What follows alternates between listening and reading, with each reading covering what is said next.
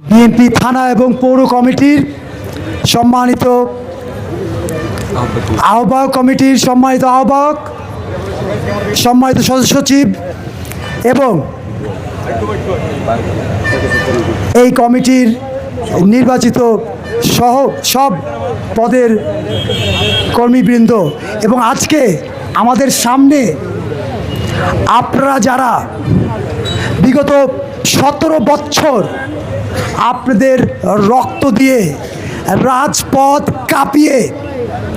যেই স্বাধীনতা অর্জন করার পরেও আমরা বিএনপির কোনো স্বীকৃতি যারা এখানে পায়নি, যারা সঠিকভাবে একটি দালাল চক্রের জন্য মূল্যায়িত আপনারা হতে পারেননি, আমরা আজকে সেই দিন ফেরত পেয়েছি। স্বয়ং আমাদের দলের চেয়ারম্যান এবং বাংলাদেশের প্রধানমন্ত্রী জনাব তারেক রহমান সাহেবের নির্দেশক্রমে ইনশাল্লাহ আজকে ওই দিন ফেরত পেয়েছি, যেখানে আমরা সবাই আমাদের সেই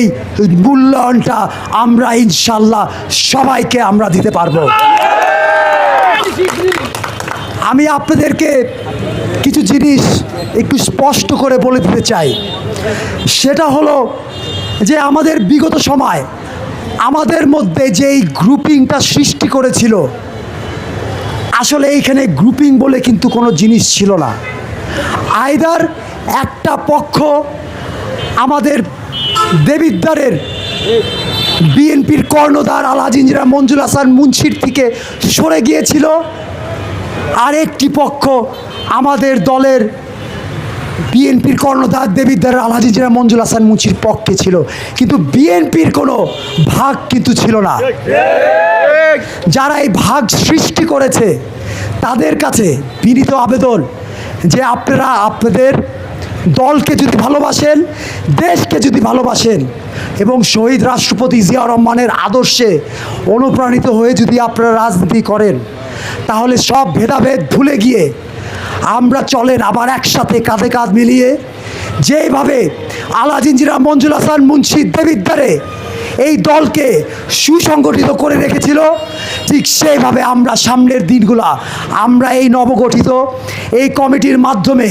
প্রতিটি ওয়ার্ড, আমাদের ইউনিয়ন, সব জায়গায় আমাদের বিএনপির নির্যাতিত নেতাকর্মীদেরকে নিয়ে সবাইকে মিলেমিশে আমরা একটি সুন্দর দল যেরকম আমরা উপহার দিতে চাই। তার পাশাপাশি